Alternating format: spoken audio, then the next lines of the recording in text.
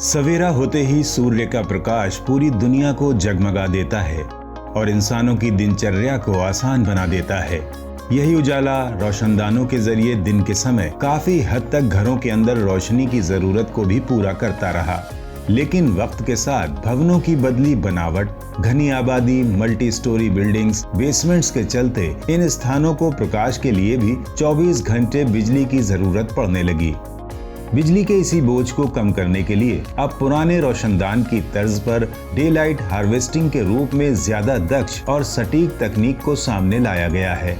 हैदराबाद स्थित Skyshade Daylight Private Limited Bharat का पहला ऐसा स्टार्टअप है जिसने सौर ऊर्जा को बिना किसी तरह की इलेक्ट्रिसिटी में बदले उसके प्रकाश से भवनों के अंदर उजाला करने की शुरुआत की है। ये तकनीक भारत सरकार की जीरो कार्बन उत्सर्जन नीति के अनुकूल है, जिसके चलते विज्ञान एवं प्रौद्योगिकी विभाग के प्रौद्योगिकी विकास बोर्ड ने डे लाइट हार्वेस्टिंग तकनीक को प्रोत्साहन देने का निर्णय लिया है। सौर ऊर्जा स्पेक्ट्रम में दिखाई देने वाले प्रकाश के रूप में 45% ऊर्जा होती है, जिसका उपयोग दिन में लगभग 9 से 11 घंटे तक भवन को रोशन करने के लिए किया जा सकता है। Capturing the visible light without any phase change। Day light harvesting का मतलब है दिखने वाले प्रकाश को बिना किसी परिवर्तन के कैप्चर करना और उसका उपयोग उसी रूप में करना।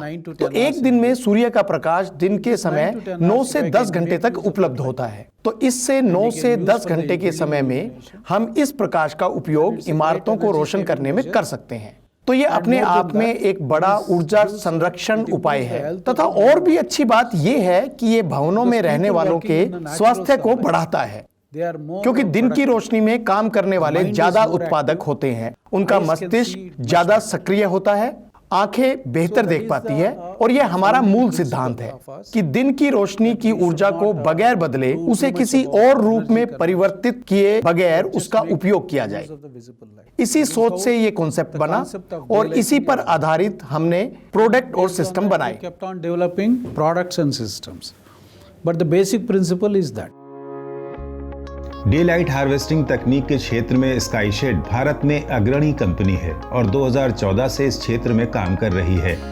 कंपनी ने कई तरह के अत्याधुनिक रोशनदान विकसित किए हैं जो दिन के समय धूप को कैप्चर कर आंख में चुभने वाली उसकी तीव्रता यानी ग्लेयर और उससे पैदा होने वाली गर्मी को नियंत्रित कर भवनों में उजाला करते हैं।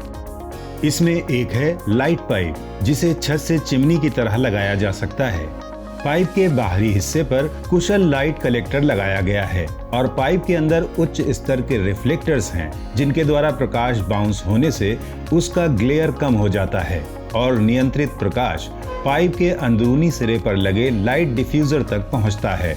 डिफ्यूजर धूप की गर्मी को खत्म कर उसे एलईडी जैसे प्रकाश में बदल देता है।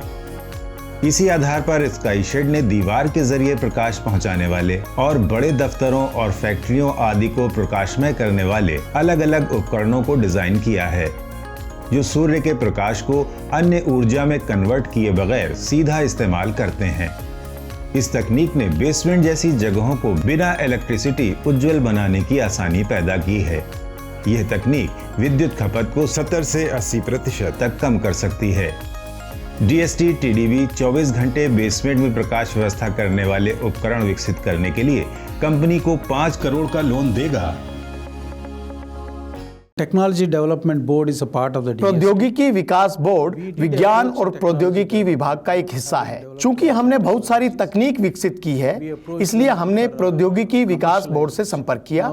हमने इस प्रौद्योगिकी के व्यवसायीकरण के लिए उनसे संपर्क किया था। अब वे हमें लगभग 5 करोड़ रुपए दे रहे हैं ताकि हम इन प्रौद्योगिकियों के व्यवसायीकरण के लिए एक पूरा इंफ्रास्ट्रक्चर खड़ा कर सके।